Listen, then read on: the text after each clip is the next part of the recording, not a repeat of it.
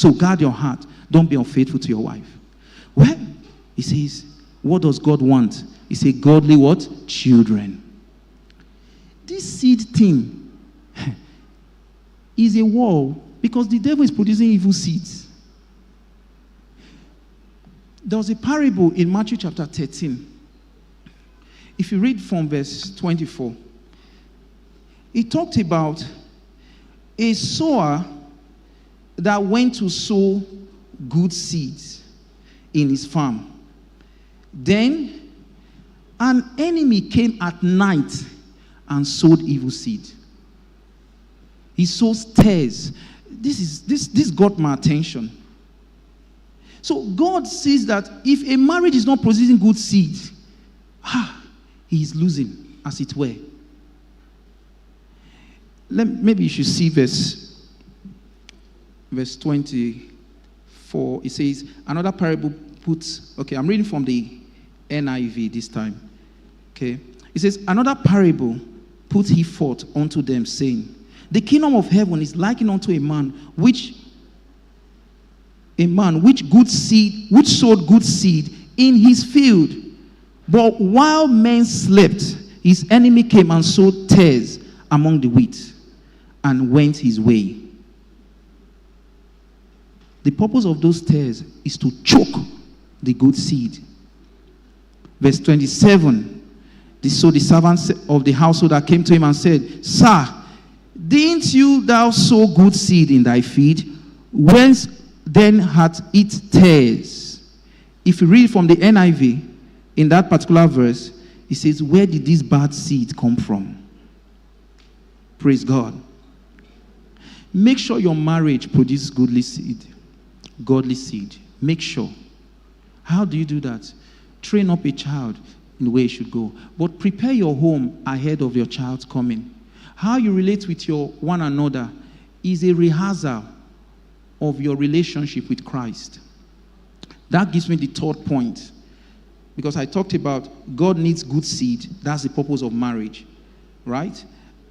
The third point is that marriage is a rehearsal of the relationship between Christ and the church. This Christian walk that we have today, marriage is a platform where you can demonstrate, you can live this Christian life between you and your wife. Just as Christ is connected to the church. Praise God. And we see this in Ephesians chapter 5.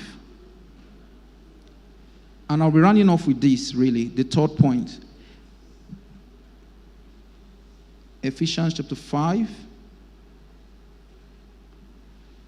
Okay. Let me read it from the NIV. But I'll start from verse 21.